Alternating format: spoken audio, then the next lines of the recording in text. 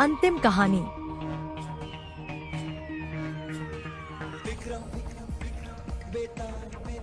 राजा मुर्दे को लेकर योगी के पास आया। योगी राजा को और मुर्दे को देखकर बहुत प्रसन्न हुआ। बोला, हे राजन, तुमने ये कठिन काम करके मेरे साथ बड़ा उपकार किया है। तुम सचमुच सारे राजाओं में श्रेष्ठ हो। इतना कहकर उसने मुर्दे को उसके कंधे से उतार लिया और उसे स्नान कराकर फूलों की मालाओं से सजाकर रख दिया। फिर मंत्र बल से बेताल का आवाहन करके उसकी पूजा की। पूजा के बाद उसने राजा से कहा, हे राजन, तुम शीश झुकाकर इसे प्रणाम करो। राजा को बेताल की बात याद आ गई। उसने कहा, मैं राजा हूँ, मैंने कभी किसी को सिर नहीं झुकाया। आप पहले सिर झुकाकर बता दीजिए।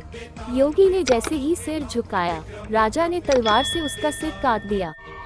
बेताल बड़ा खुश हुआ। बोला, राजन, ये योगी विद्याधरों का स्वामी बनना चाहता था। अब तुम बनोगे। मैंने तुम्हें बहुत हैरान किया है। तुम जो चाहो सो मांग लो।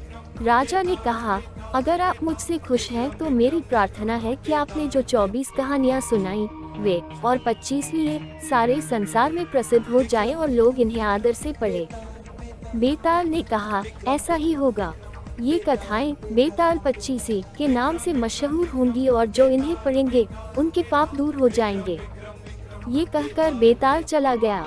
उसके जाने के बाद शिवाजी ने प्रकट होकर कहा, राजन, तुमने अच्छा किया जो इस दुष्ट साधु को मार डाला। अब तुम जल्दी ही सातों द्वीपों और पाताल सहित सारी पृथ्वी पर राज्य स्थापित करोगे।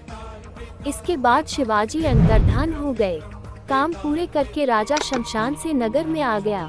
कुछ ही दिनों में वह सारी पृथ्वी का राजा बन गया और बहुत समय तक आनंद से राज्य करते हुए अंत में भगवान में समा गया।